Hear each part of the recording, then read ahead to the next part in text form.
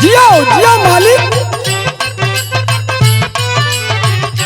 वाह बारह मुन्ना,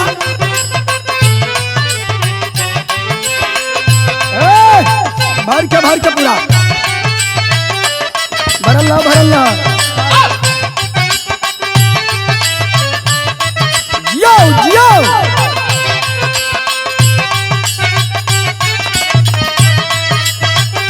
वाह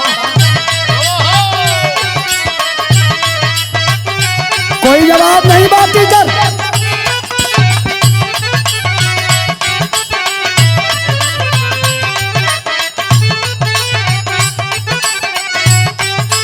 या भैया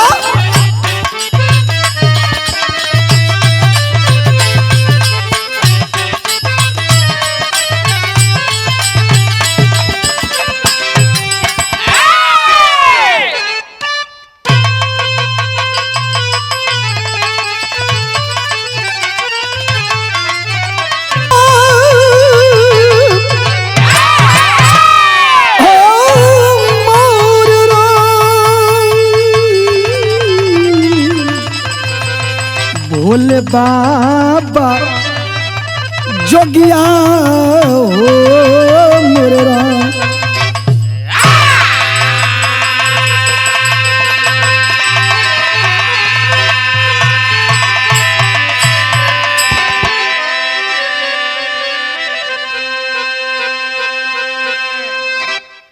अच्छा बाबू, भोजपुरी बिरहा लोक संगीत के सुने वाले भैया बाबू चाचा दादा लोग, जैसन कि आप लोगन जाने ला, आपका बेटा, आपका भाई, आपका सखा, हम बिरहा गायक बागी प्रवीण यादव, हमेशा एक से बढ़ के एक बिरहा आप लोगन के बीच में दहली। आप लोग सम्मान देला। आज एक बिरहा हर बिरहा से हटके, जो ना बिरहा का शीर्षक बाप भक्त के प्रति भगवान अदालत में। आज के रिकॉर्डिंग इंजीनियर हमारे बड़े भैया अभिमन्यु यादव, छोटे भाई जितेंद्र यादव जीतू भाई, हरिओम रिकॉर्डिंग स्टूडियो आजमगढ़ के सौजन्य से, और बिरहा आंसू इंटरटेनमेंट के बैनर तले मिली। निर्माता हमारे बड़े भैया आदरणीय राम जन्म यादव जी, और बड़ा आशीर्वाद रहता है, स्नेह रहता है हम कलाकारों के प्रति। बिरहा जगत के बड़े धुरंधर गायक आप बड़े भैया कल्पनाथ यादव, आशीर्वाद रहता है, और विशेष रूप से सहयोग रहता है अपने भाई के लिए। बड़े भैया बेचू यादव, रंजीत यादव, लोरिक यादव, जितेंद्र यादव, वकील साहब, तमाम कवि हृदय, और हमारे भाई शेषनाथ यादव, यादव क्लॉथ स्टोर बिलरिया आजमगढ़ की धरती से, अशोक यादव, हरकेश यादव, बहादुर यादव, हरकेश यादव ड्राइवर, तमाम साथी, बहुत बहुत सम्मान मिलता है साथियों। लेकिन हमारे बिरहा की शुरुआत होती है जंगी मुकाबला है। हमारा मुकाबला कैसे तुमको पता है? कैसे? अरे बाप रे बाप, ज्योति सरगम से बिरहा। अरे वाह क्या बात है। तो एक से एक बिरहा सुन ला लोग। आज है जंगी मुकाबला, आजमगढ़ बनाम गाजीपुर है। आवा तनी भूमिका के लेके।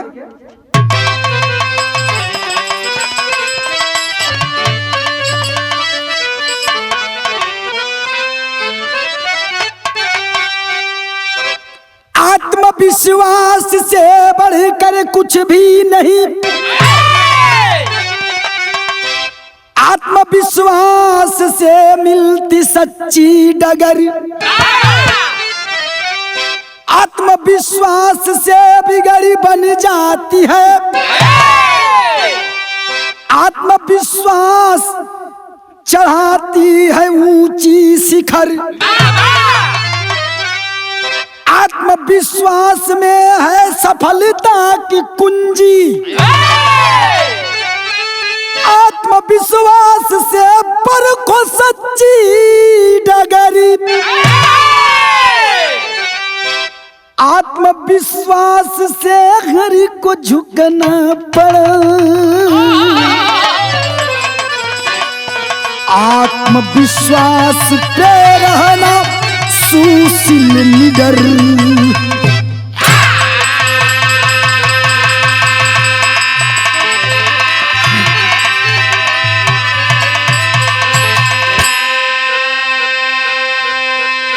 वाह बारे कवि जी, आदरणीय सुशील यादव।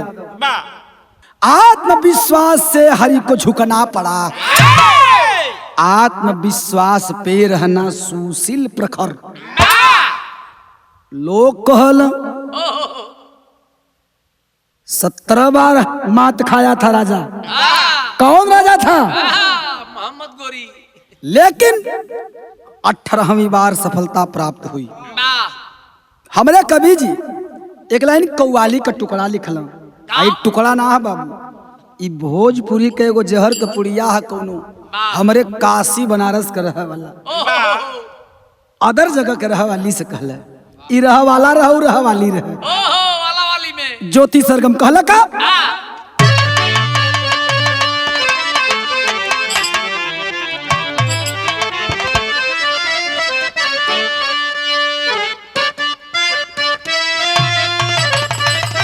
आए हाय कहे कि मिश्री से मीठ लगी,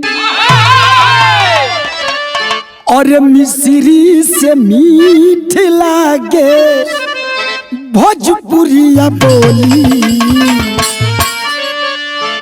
मिश्री से मीठ लागे भोजपुरिया बोली। एक बेर बनारस में आ एक देखा,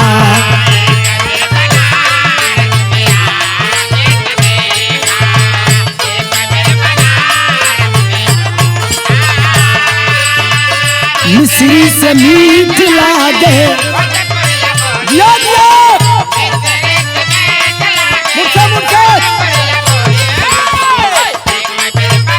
क्या बात है?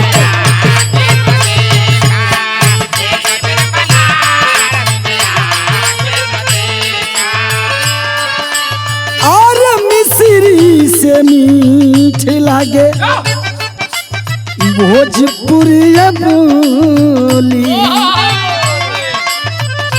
एक बेर बनारस में आके देख, जलेबी कचौड़ी में, जलेबी कचौड़ी में डूब जाई बुरानी। गंगा के जल से नहा के तो देखा,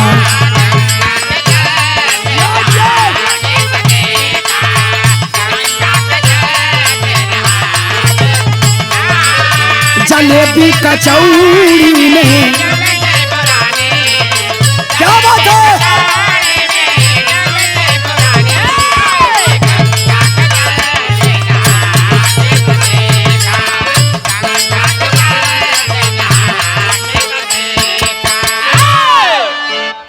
कव्वाली का टुकड़ा गीत का संकेत रहल। कवि जी बिरहा में भाव लिखल। का लिखल मुन्ना?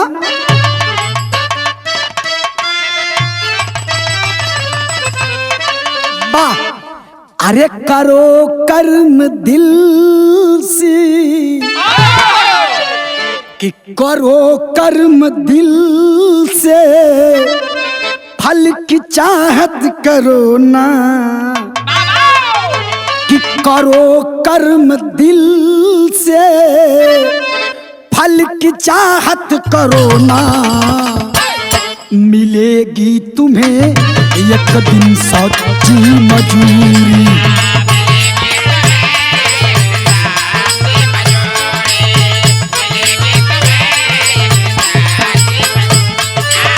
करो कर्म दिल से, करो कर्म दिल से, फल की इच्छा करो ना। मिलेगी मजूरी।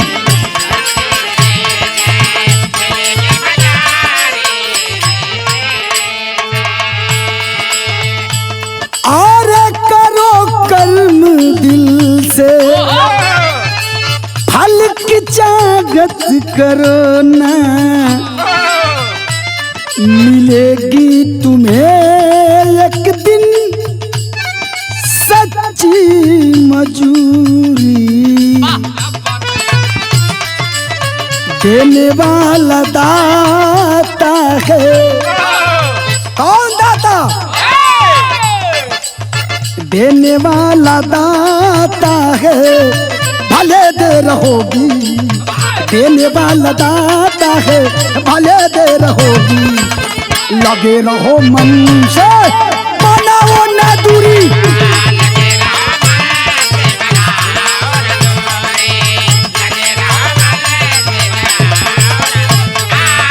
देने वाला दाता है, भले दे रहोगी। देने वाला दाता है, भले दे रहोगी। लगे रहो मन से, बनाओ न दूरी।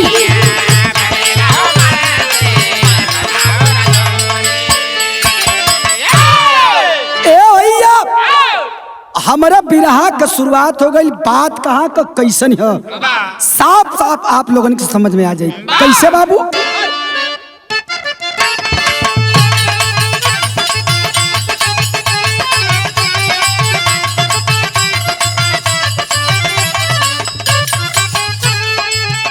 ₹1,00,000 के बाद हमारे सुशील कवि जी लिखले हुआ का, लालच इंसान को कमजोर बना देती है, पापी हत्यारा कभी चोर बना देती है।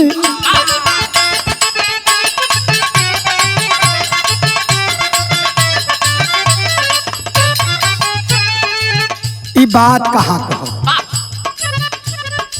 दक्षिण भारत के एक शहर में छोटा गांव रहा, जहाँ शिव का मंदिर और पीपल का एक छांव रहा।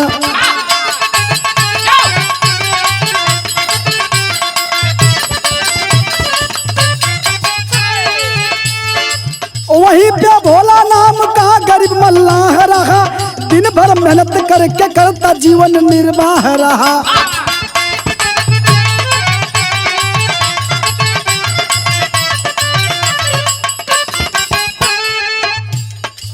घर में 2 बेटा 1 बेटी का परिवार रहा, किसी प्रकार से भोला का कुटुंब सवार रहा।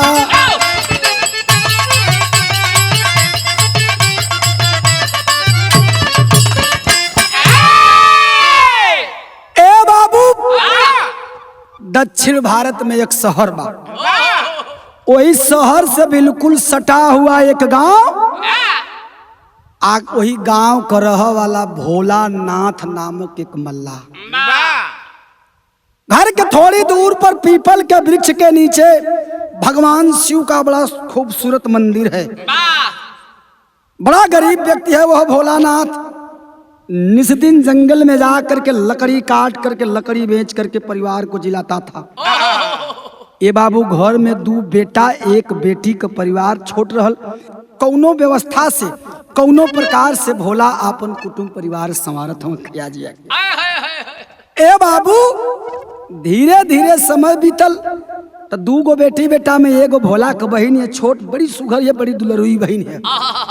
भोला सोचे लगल कि आखिर धीरे धीरे बेटी सयान हो गई, बहन हमारी सयानी हो गई, आखिर बहनिया का तो ब्याह करे हुई।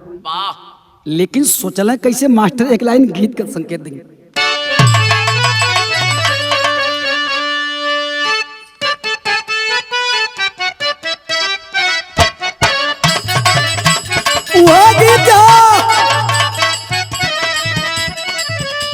अब तो मन्नू भैया मोबाइल हो गई, वो जमाना में चिट्ठी लिखाते रहे, तार मरात रहे। पति परदेश मेहरारू ज्योति सरगम तोहरे मती रहे कहलस, यह कहलस आरे गवाना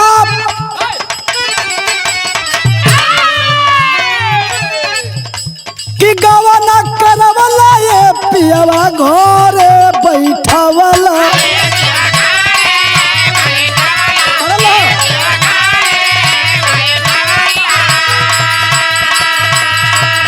अरे राजा हो घरे बैठावला।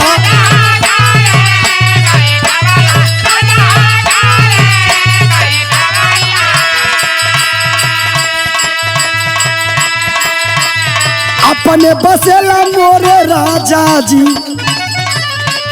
अपने बसेला मोरे राजा जी, पूर्वी हो बनी जिया। भैया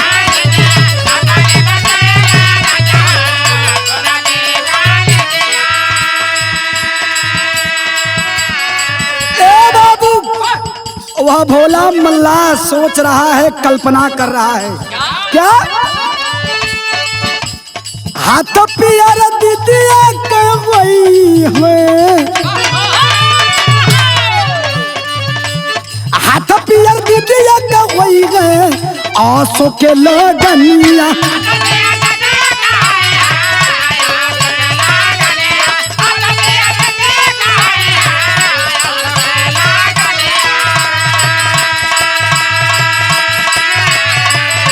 कि हाथ पियर दीदिया के वही है, आंसू लगनिया।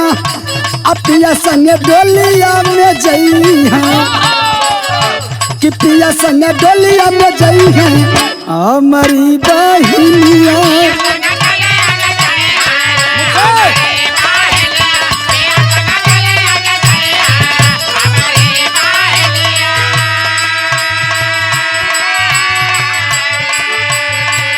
सोच रहा है वो भोला मल्ला, जैसना भोला का नाम भोलानाथ उतना भोला रहबो कैलन।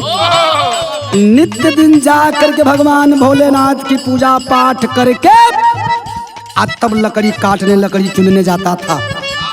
लेकिन सोचत था कि बहन का ब्याह बड़ा धूमधाम से करब, चाहे कुछ हो करे के पड़ी। सोचत का हम भोला करजा कुआम भोले वही है,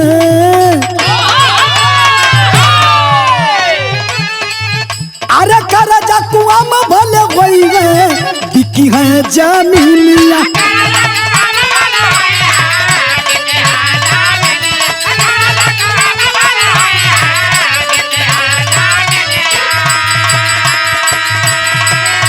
कि करजा कुआम भोले वही है, बिकी है जमीनिया। सोरहो सिंगार के लगी है, सोरहो सिंगार के लगी है, सचहू जोगिनिया।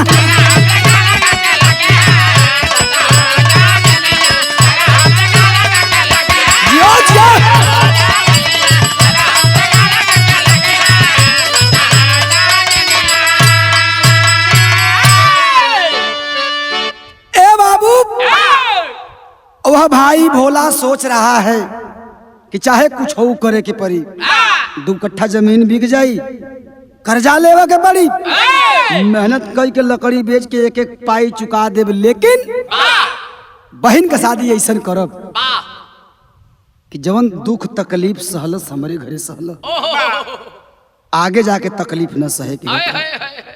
यह सोच के बहन के शादी का दिन रख दहलन। आज जब दिन रखलन तो कवि जी के लिखे पड़े, का लिखे बाबू भाव बदल।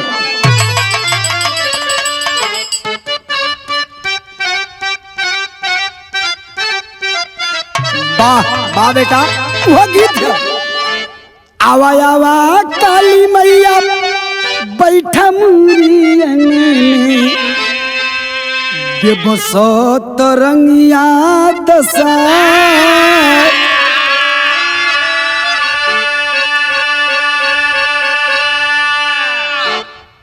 ए बाबू, एक लाइन माता बहन और गावे, का कहली कि गैया के घिउआ से होमवा करैबो, आ धुआंवा आकाश मेरा।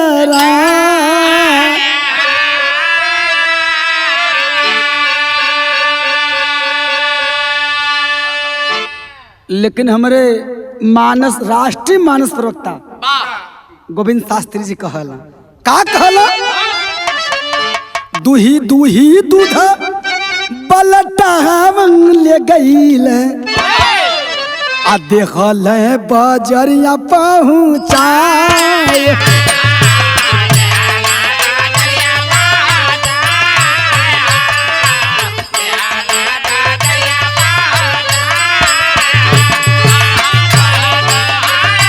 बाला टहवाल गईला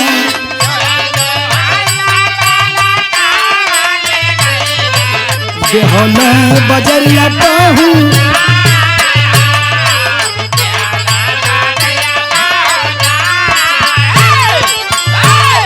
ए बाबू इ तो गीत कलाई रहल माता बहन गावेली लेकिन कभी जी बिरहा में भाव लिखलन उ भोला कैला का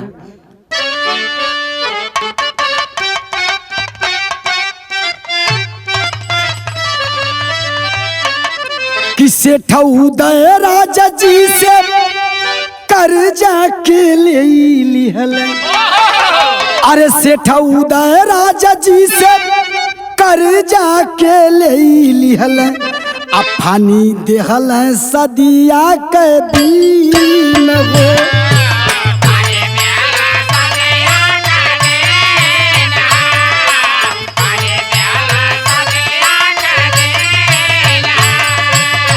ठौदय राजा जी से कर्जा के ले लिहल जिया जिया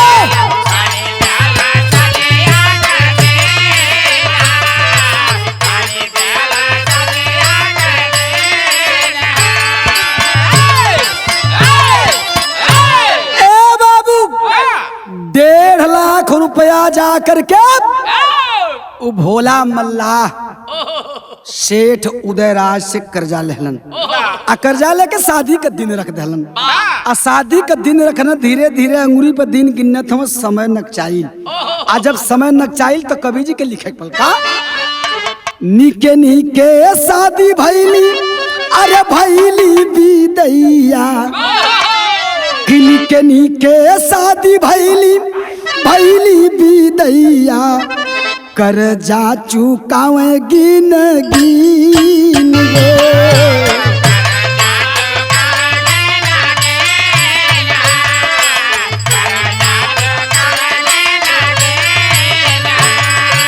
निके निके शादी भैली बिदैया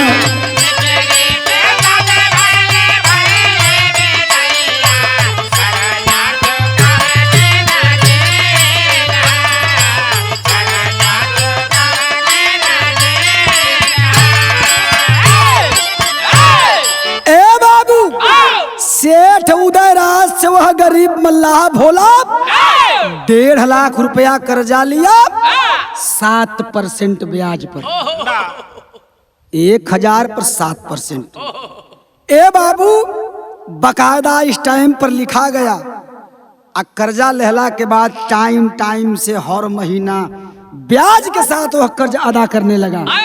लेकिन भैल का कवि जी के लिखक बल वही भाव में का कर्जा चुकावल गईल आ साफ साफ लिखावल गईल आ सेठ जी का मन भय मलिन हो।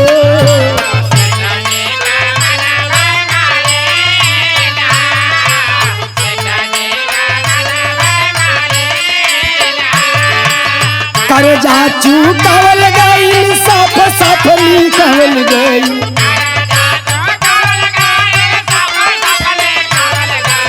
सेठ जी के मन भय में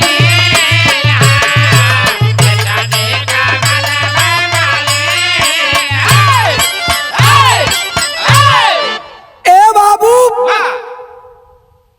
एकदम टाइम बाई टाइम हो कर्ज को देते गया ब्याज के साथ। लेकिन पेपर पर लिखा गया था कि पूरी रकम अदा हो गई। जब कहल कि ये सेठ जी रकम पूरा हो गई कनल ला तू पढ़ला। जब देहला पढ़ बदते वह ईमानदार आदमी दिल का भोला जिसका नाम भोला था कल हम क्या पढ़े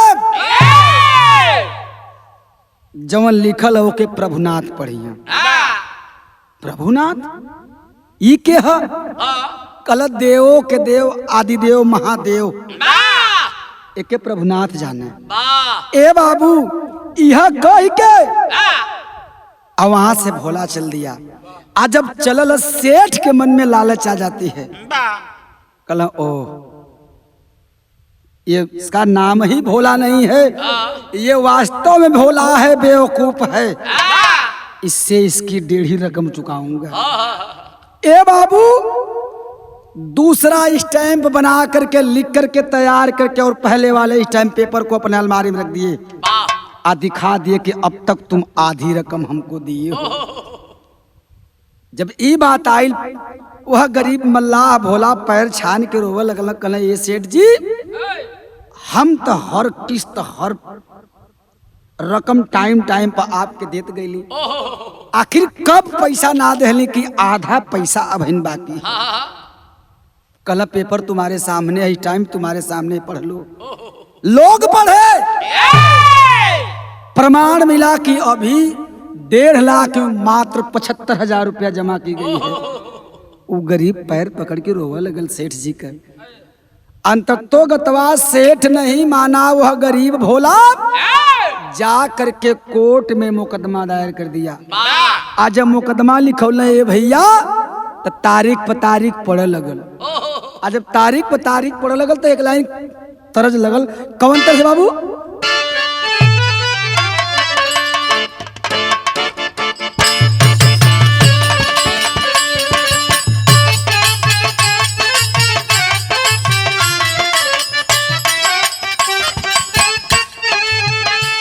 वह गीत रहल तो बड़ी पुरान, लेकिन आज बिरहा के स्टार लेखक, कंप्यूटर कवि की उपाधि पाने वाले आदरणीय प्यारेलाल यादव जी एक फिल्म में डाल नहीं हो गई। ज्योति सरगम देखा कोनो मेहरारू खलस का कलस, ये कहे नई झूलनी के नीचे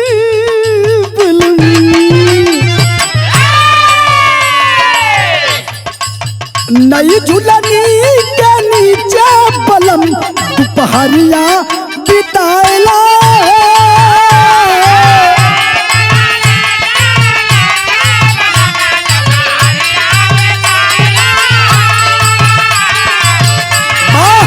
बार शर्मा जी,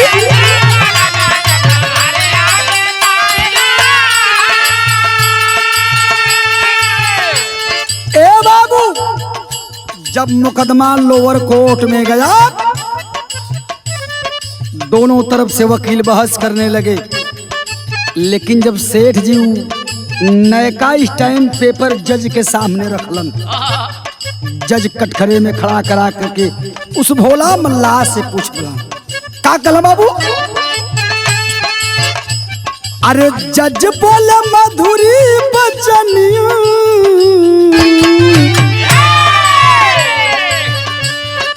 कि जज बोले मधुरी बचनिया, अदालत में खोला चुबनिया हो।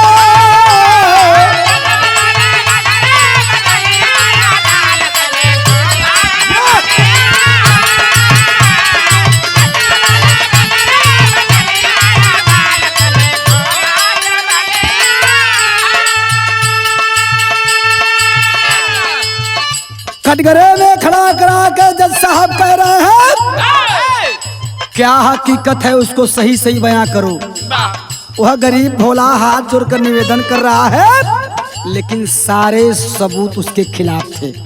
भाई का सच सच बतावा, यहाँ होता है न्याय हो।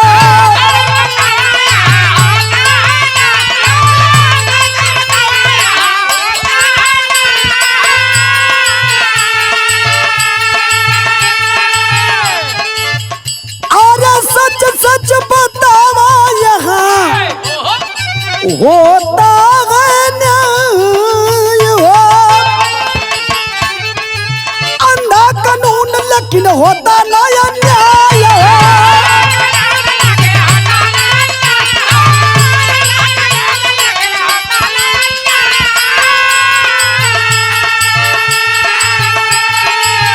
एक बार जज साहब और कहलन,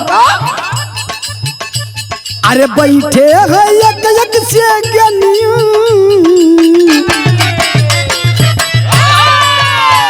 कि बैठे है एक से ज्ञानिया, तन खोला जबनिया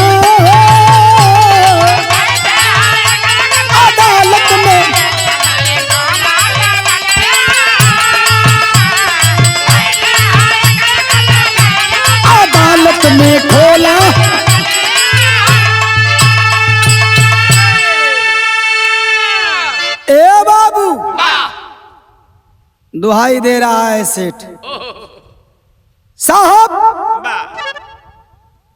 मात्र 1.5 लाख रुपए में आधी रकम मुझको मिली है, लेकिन सेठ के पास सबूत है।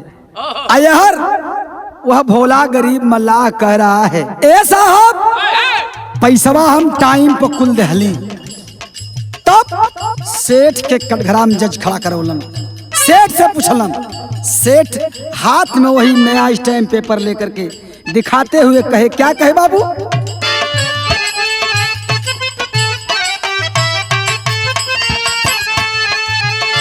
अरे साचो के मिलल बा आधा सरकार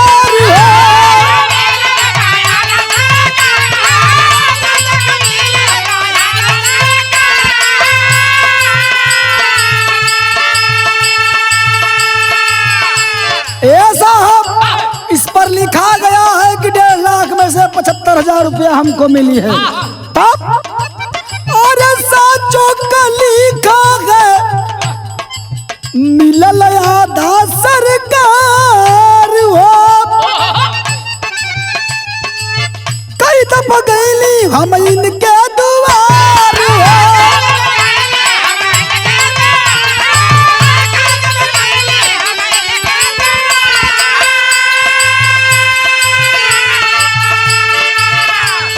भइल हमार कि भइल हमार बड़ी हनिया, अदालत में खोला बनिया है। बार शर्मा जी भैया हवा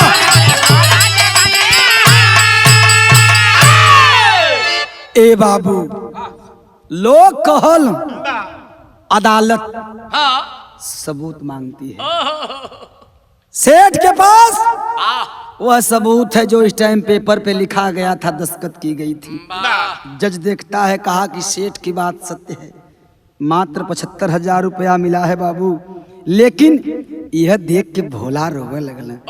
आज जब भोला रोवे लगल तो लोग कहला, काहे रोवत हवा? और कुछ कहे के हा? कहला, मैं क्या कहूं, जो कहना है प्रभुनाथ कहेंगे। जज साहब पूछ दिए कि आखिर प्रभुनाथ है कौन? कहला, ए सरकार, प्रभुनाथ हमार बहुत खास आदमी है, उनकर घर न बताई, उनकर द्वार न बताई। तो कहला, जब प्रभुनाथ नाम हो तो खोजलम कौन टाइम लगी? घर द्वार होइबा करी। कवि जी के लिखे गल बाबू, गीत बदल गई।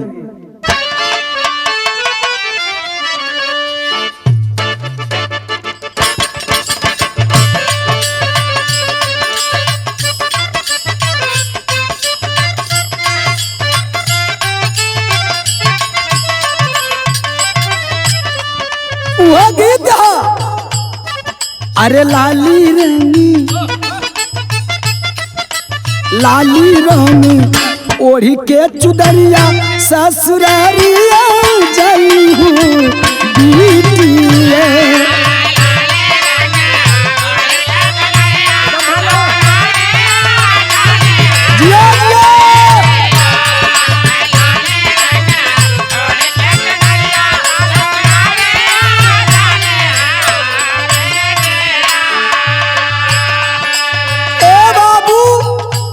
अगली तारीख पड़ गई, कोर्ट से निकला वह भोला मल्ला और रोवत डबर डबर सोचच जात है।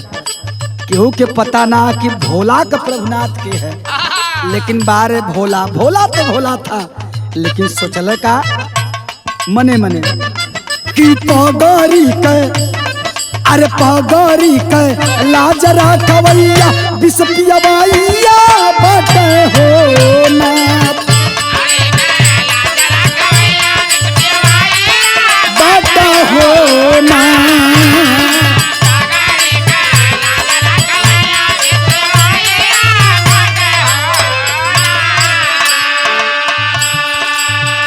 ए प्रभु ये दुनिया हमके माने के तैयार ना है, लेकिन बचपन से जब से होश संवर ली, आपके शरण में हमेशा माथा टेक के त आगे बढ़े का काम करी। का प्रभु पूरा जमाना पूरा जवार हमके झूठ कहत का आपके विश्वास ना है, तो वह भोला मनाते हुए जा रहा है। एक बात और कहे का, अरे कुछ नहीं जाने सब जन प्रभुनाथ हो।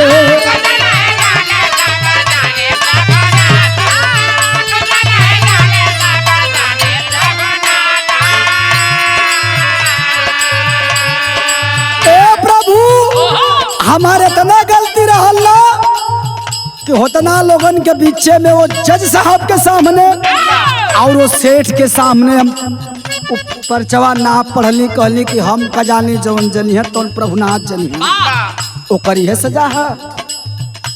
ये कहली अरे कुछ नहीं जानी सब जाने प्रभुनाथ हो।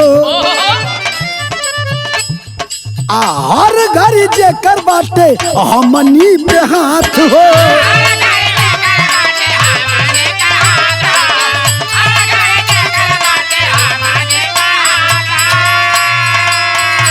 ए शर्मा जी तो उहे बाटे, अरे उहे बाटे पार लगवैया बिसपियवैया बाटा हो ना।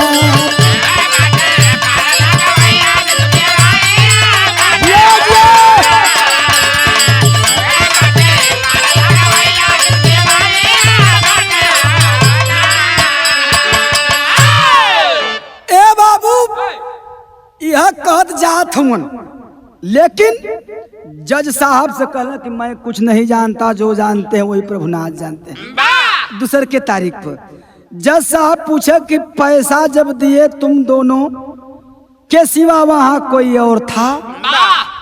दूसर का तारीख पर जज साहब कहला कि जब तू पैसा दिहला तो केहू तोहरे सेठ जी के अलावा केहू रहल? अरे बाप भोला कहला कि ए साहब हमरे इनके अलावा खाली प्रभुनाथ रहल।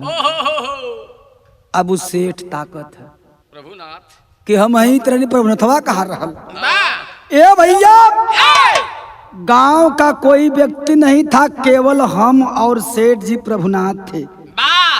ए बाबू जज साहब प्रभुनाथ के नाम एक चिट्ठी लिख देना अपने हाथ से।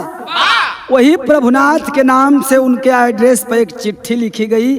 आज जब पता लिखने की बारी आई तो पूछल कि प्रभुनाथ का घरवा कहाँ है? वाह तब का कहल कि ए साहब ये हम ना जानते, पता ना जानिला कि प्रभुनाथ का घर कहाँ है, लेकिन पूरे विश्व पटल पे पूरी दुनिया में इस धरती पर सबसे मेरा कोई विशेष है तो वही प्रभुनाथ है। ए भैया जज साहब के समझ में आ गया कोई होगा इनके अगल बगल इर्द गिर्द का। चिट्ठी लिख करके प्रभुनाथ के नाम से डाक खाने में डाल दी गई। आज जब डाक खाना में चिट्ठी पढ़ ले भैया तो कवि जी के लिखा के पढ़ भल का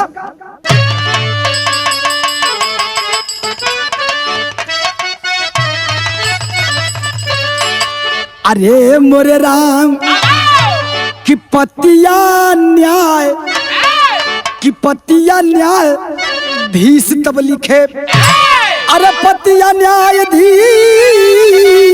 हो कि पतिया न्यायाधीश तब लिखे। गांव के गली गली में खोजे लायब डकिया डकिया डकिया डकिया डकिया। गांव के गली गली में खोजत बायब डाकिया पतिया न्यायाधीश तब लिखे। अब वो डाकिया बेचारा झोरा में चिट्ठी रख के प्रभुनाथ घर कौन है, प्रभुनाथ घर कौन खोजत है। लेकिन शहर में कह पल का कि प्रभुनाथ के नाम से चिट्ठी जज साहब लिखवा दिया। फैसले की तारीख जिसमें गवई में भेजवा दिए। मिला ना कोई नाम का मनई, डकिया तब पगलाया है। दिखा है उस दिन शिव का मंदिर रखकर शीश झुकाया है। ए बाबू डाकिया घूमत घूमत घूमत घूमत घूमत घूमत पूरा जवार घूम आए। आखिर प्रभुनाथ नाम का कोई व्यक्ति मिला नहीं जहां तक उसका क्षेत्र था। तब वही गांव में गए देखल भगवान शंकर का बढ़िया मंदिर, वही मंदिर पे पुजारी बैठल हुआ। पुजारी के सामने चिट्ठी रखल कि प्रभुनाथ आई हैं। के आई? प्रभुनाथ आएंगे और यह पत्र उनको दे दीजिएगा। और बता दिए कि यही डेट है, यही तारीख है, इसी डेट तारीख पर प्रभुनाथ को कोर्ट में भेज दीजिएगा।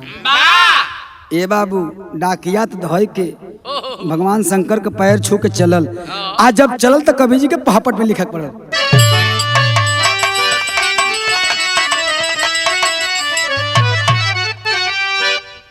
कि हाथ जोड़ के किसे जब प्रभुनाथ ना आइल तारीख नियर आ गई, एक दिन रह गल।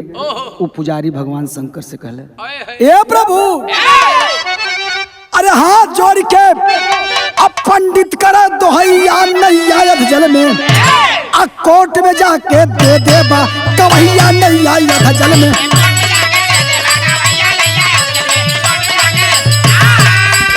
अरे जिया मालिक जिया, वाह भैया वाह।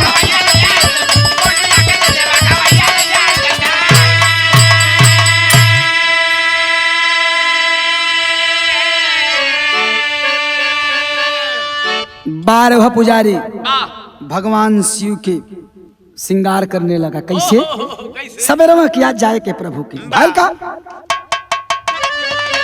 कि भोरे भोरे पंडित प्रभु को दिया स्नान कराई हो, नया वस्त्र पहना के माथे दिया तिलक लगाई हो, और रौरे ऊपर सब करवानी गई या नहीं आया जल में, सच सच जाके दे आवा कवैया नहीं आया जल में।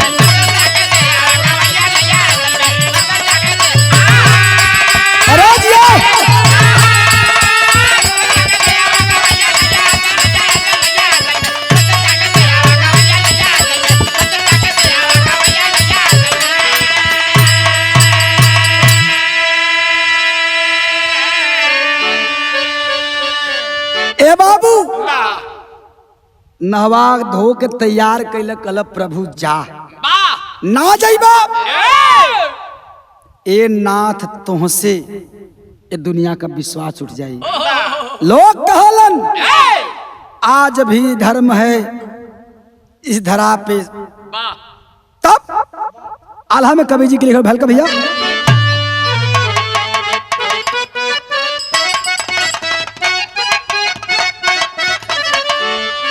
तैयार करके मंदिर में पुजारी बतियावत है भगवान शंकर के मूर्तिया से का कहत हुआ कि जहिया बीसवंस उठी जाई लोगवन के प्रभु जी,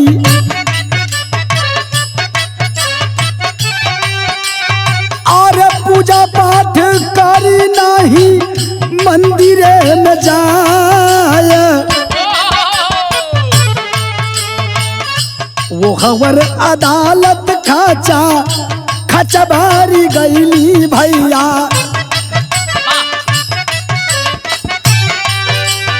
अरे बोला जा जैसे देवा सच सच बताए,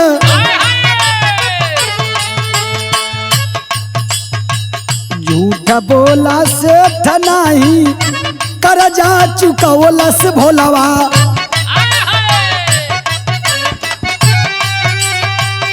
दस्खत कैले वही बयान वही में पाए। ए बाबू सेठ कहल कि साहब जो भी कहूंगा सत्य कहूंगा, सत्य के सिवा कुछ नहीं कहूंगा। यह भोला मेरा आधा पैसा दिया है। तब कटघरा में भोला के तब जज साहब बोला भले भैया, अरे अपने गवाह के बोलावया बजाय। ए बाबू, जज साहब कहला भोला अपनी जिरा में तुमको कुछ कहना है, तुम्हारे पास तुम्हारा गवाह है। तब पेशकार द्वारा पढ़ली, पेशकार द्वारा पढ़ली गुहारते ही जुनिया भैया। अरे बुढ़ाई निशान एक आया ढीमलाय। ए बाबू, पेशकार दरवाजे पर चिल्ला रहा है कि भोला मुल्ला का गवाह हाजिर हो। तो एक बूढ़ा व्यक्ति घुने लिए कांपते लड़खड़ाते पहुंचा अंदर। आज जब पहुंचना तब पैर में खड़ाऊं गहरे तुलसी कमलवा भैया।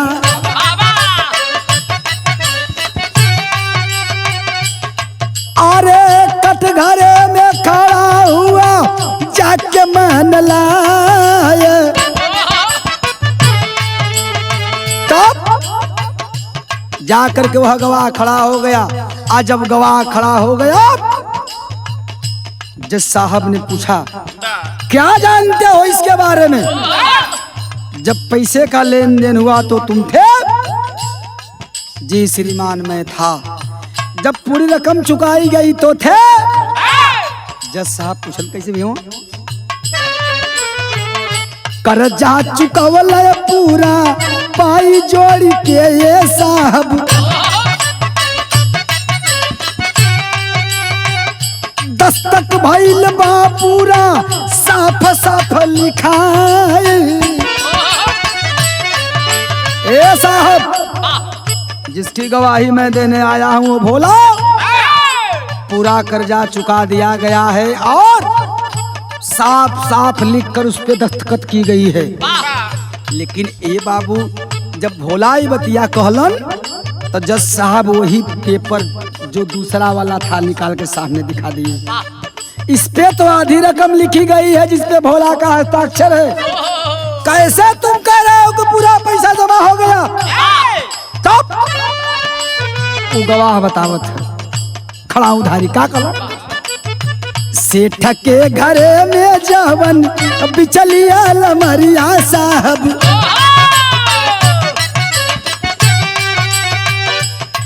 और 20 नंबर के फाइल में बा रखल ही बयानी। ए साहब, सेठ जी के जो बिचली अलमारी का वो तख्ता है उसमें फाइल नंबर 20 में पूरा बकायदा लिख कर रखा गया है। अरे बाप रे बाप, जज के पैरों तले जमीन खिसक गई। जितने लोग कोर्ट में हाजिर हैं, बैठे हैं सामने मुकदमे को देख रहे हैं, वकील और मुवक्किल सबके पैर तले जमीन खिसक गई कि बूढ़ा व्यक्ति क्या कह रहा है। तब अरे भेज के सिपाही तब नवल फैलिया पंचो। सुन के हवलिया सेठ गईल पागला। ए बाबू, जज साहब का आदेश हुआ किसी भी हालत में आनंद फानंद जाइए और सेठ के अलमारी से वह दस्तावेज लेकर आइए। वह स्टैम्प पेपर लेके आइए, देखा जाए क्या लिखा है। और जब वह स्टैम्प पेपर प्रशासन के लोग जाकर लेकर आया, उसमें साफ साफ लिखा गया था जितना पैसा लिया था 7% ब्याज के दर से जोड़ करके वह भोला मल्लाह गरीब का बेटा एक एक पाई तक चुका दिया था।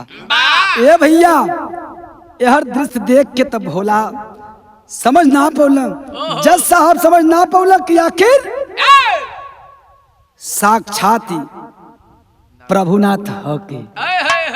ए भैया, लोग सोचता हुआ लेकिन जज साहब के नैन से डबर डबर आंस चलत है कि आखिरकार जिसका पूरे जिले जवार में कोई अता पता नहीं है, हो सकता है साक्षात प्रभुनाथ नहीं वाह ये त्रिलोकीनाथ डमरू त्रिशूलधारी भोलेनाथ हैं। जज साहब कहला का भैया खड़ी लगाला।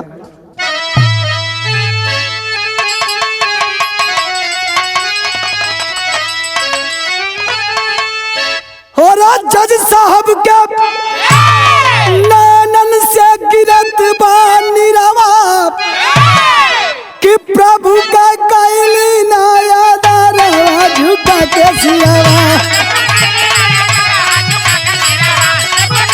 और जो मालिक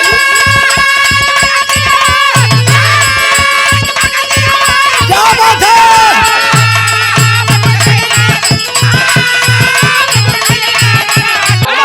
जब तक कि कोई कुछ समझ पाता वह भगवान रूपी व्यक्ति कोर्ट से बाहर निकला। लोग कुछ परिचय पूछ पाते, कुछ हाल चाल ले पाते, नदारत हो गया, आंखों से ओझल हो गया। कभी कह पर जज साहब पश्चाताप के आंसू रोत हो का कि खड़ा रहले प्रभु हम आ सुनावत रहली राग हो आदि के इस्तीफा जाके लिहल बराग हो।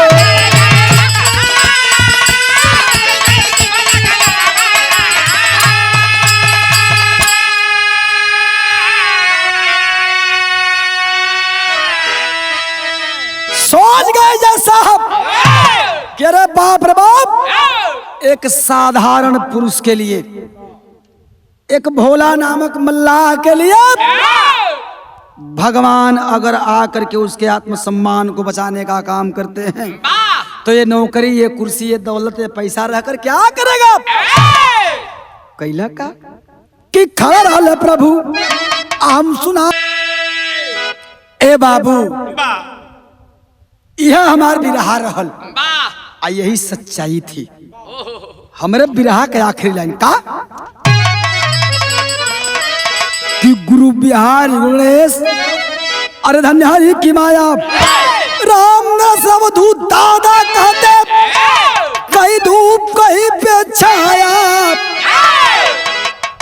कि पतिया न्यायाधीश तब लिखे, अरे पतिया न्यायाधीश तब लिखे तब प्रॉपर सुशील कवि के आवे मुख से बतिया, अरे पतिया न्यायाधीश तब लिखे।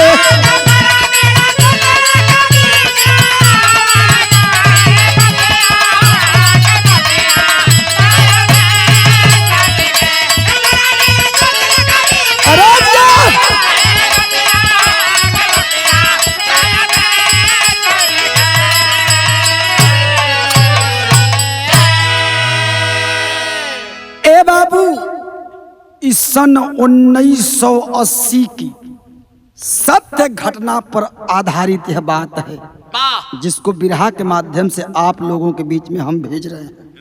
बहुत बहुत धन्यवाद साथियों। जय हिंद, जय समाज।